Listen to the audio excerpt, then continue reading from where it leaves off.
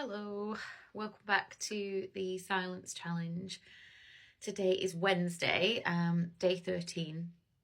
I've got quite a restful, easy day today. So yesterday I was a little bit busier, had a session of well-being on in the morning that I had to plan and go to and deliver, and then a class in the evening. Today I've got class tonight, but not much else on today. So I've just done a really nice gentle yoga practice with a lot of floor work. What I always call rolling around on the floor, just kind of like easing out the kinks in my body. Really nice, restful, gentle, nothing strenuous. I should really be doing a few weights. I'd kind of like geared myself up for 2-3 times a week doing some weights to build that bone density, but that's not happened today. I've kind of done my yoga practice and thought that's enough practice for today. And this afternoon I'm at the hairdressers because the greys need sorting out. We've got our coffee and we're ready to read chapter 13, and 1 minute 50 of sitting in silence is what we're going to do today. So I hope you're well and getting yourself comfortable and relaxed to spend 10-15 minutes with me today. Take a deep breath, have a stretch, whatever you need to do. Today, as in earlier times, luxury is about both status and happiness, the type which very few people are permitted to enjoy. If King Louis XVI could be given back his head, which was detached during the Revolution, his face would turn green with envy over your smartphone, up until the moment he realised that nearly everyone owns one. Luxury is an unessential product that is also scarce, or at least if enough people believe that there is a scarcity. As the luxury branch grows and luxury almost has become a public right, it has come to seem more commonplace and boring. The exclusivity of a Louis Vuitton bag diminishes if everyone has one. I don't have one. You can buy a new purse, but regardless of how great it is, you will be overtaken by other purse buyers who have even nicer purses than yours. So I really love about this book because a lot of it is the spiritual and yoga concepts that run throughout it, which is speaking to the thing of if we determine our joy and our happiness in material things, we're going to quickly find that we're unfulfilled because, well, that's 2 months old now, or that's got a scratch on it, or everyone's got one and now we need something else, we need more, we need better, we need bigger. Some of the world's wealthiest people live, materially speaking, moderate lives, while others choose to bathe in luxury. My experience is that all those who bathe in luxury know one thing that others do not. Luxury can only provide short-lived pleasure. I believe silence is the new luxury. Silence is more exclusive and long-lasting than other luxuries. One of my daughters put this into words to my delight during her summer holiday.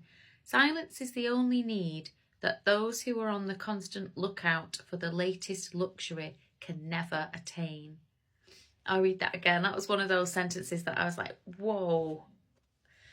So many in this book. Silence is the only need that those who are on the constant lookout for the latest luxury can never attain. One difficulty with this is that something so straightforward and simple does not necessarily fit the category of luxury. Silence is also an understated luxury. The pursuit of the luxury is first and foremost about attaining something by continuously adding to it. More. The dopamine in the heads of customers and consumers means that they constantly crave more. Silence, on the other hand, is about taking away, subtracting something. On top of that, silence is an experience that can be had for free, and it does not need to be replaced with the next season's luxury goods. The chances of investing in silence beyond peddling fancy noise cancelling headphones, ads with people posed in desolate locations and hotels created for relaxation, are currently small. Business people are mostly just about business. What they want is more, not less. Another form of luxury is to be unavailable, to turn your back on the daily din is a privilege, letting others take over tasks in your absence. The decision not to reply to text messages or pick up when the phone rings, expectations from colleagues, business connections, and family that are not that important to you are handed over to someone else or ignored altogether. You have fought your way into a position where you couldn't care less if someone wants to contact you. Noise is also connected to class divisions. Noises made by anyone other than the person being disturbed by them, secondary sounds, set the foundation for great disparities in society. People in the lower classes are usually forced to tolerate more noise in the workplace than those in the upper classes, and their homes are poorly insulated against their neighbours' noise. Wealthy people live in places with less noise and better air. Their cars run more quietly, as do their washers and dryers. They have more free time and eat cleaner, healthier food. Silence has become part of the disparity that gives some few people the opportunity to have a longer, healthier, richer life than most others.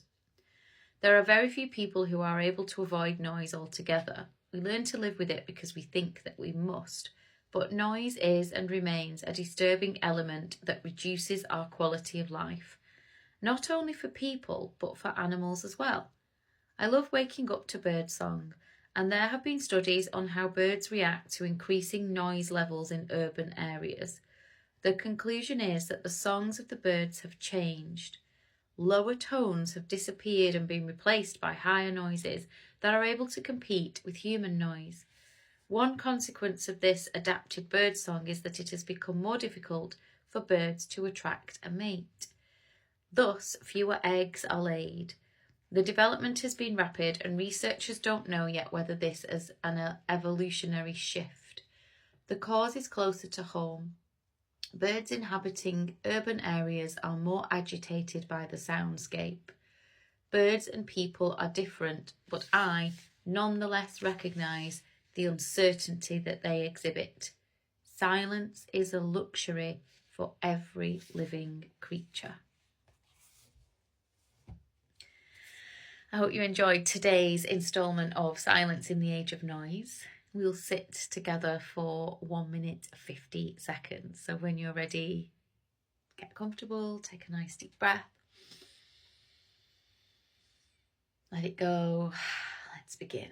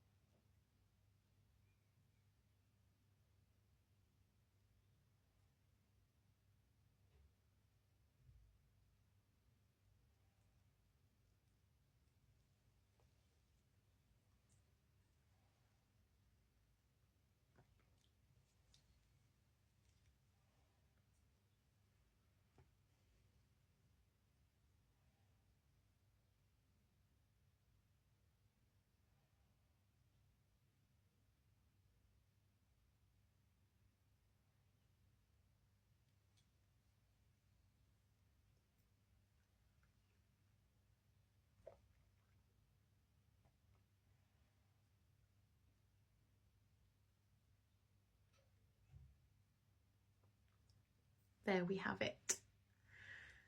as I was sitting in silence, it was just occurring to me how funny it is that I have no idea if anyone's watching this or taking part in it. But if you are, and you're on TikTok, for example, because this is on TikTok and YouTube, and if you are on TikTok, no one in their right mind would be creating content with silence, because of the way that everyone's attention span is shortening, the way that everyone needs constant fix of not just entertainment, but it's got to be like really grabbing your attention. Marketing people teach you to like hook people in, you know, or else they're gonna scroll past. And here I am just sitting in silence. It's funny, but if you are doing this, if you're the minority of people that are not chasing the luxury and materialism, but you're chasing something a little bit more meaningful, please do put a comment in, so that I know that I'm not alone, and so that I know that, you know, there are some of us who are looking a little deeper and looking for a little bit more meaningful connection. Thank you for spending your time with me today. I will see you again tomorrow. Have a great Wednesday. Bye for now.